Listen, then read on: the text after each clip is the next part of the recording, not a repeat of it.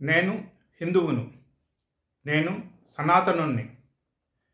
అయితే ఈ సనాతన ధర్మంలో ఉన్న ప్రతి ఒక్కరికి యుగాల గురించి, యుగాలలో ధర్మము యొక్క పాదాల గురించి అందరికీ తెలిసి ఉండాలి. అప్పుడే మనం ఇతర మతస్థుల మీద పట్టు సాధిస్తాం.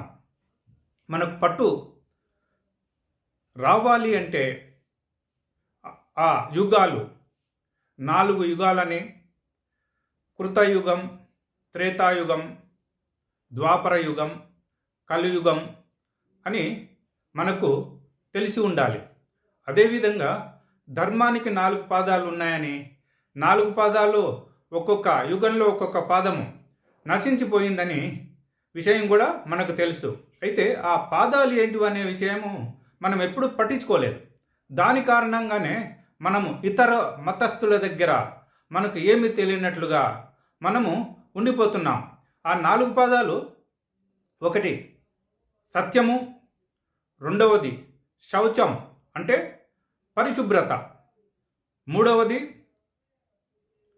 తపస్సు, 4వ పాదము దయ. 3వ పాదము తపస్సు. కానీ మనము గూగుల్లో సెర్చ్ చేస్తే దానం అని వస్తుంది.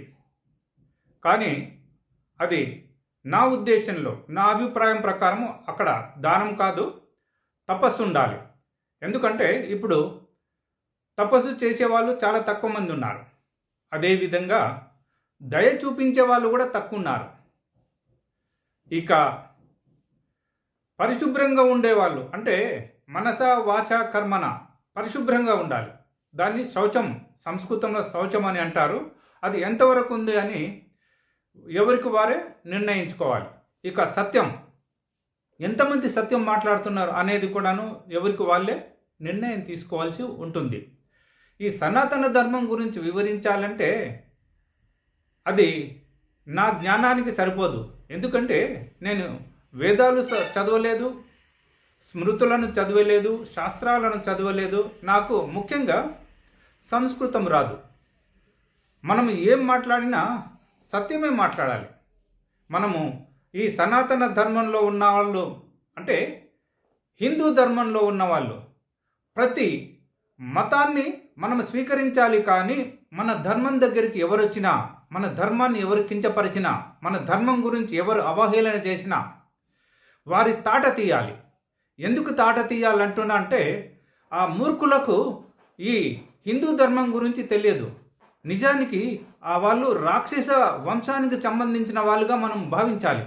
వాళ్లకు ఇతరుల మీద దయ ఉండదు, క్షమ ఉండదు, ధర్మం అంటే తెలియదు, న్యాయం అంటే తెలియదు, ప్రేమ అంటే కూడా తెలియదు, జ్ఞానం అసలు ఉండదు ఆ విధవలకు.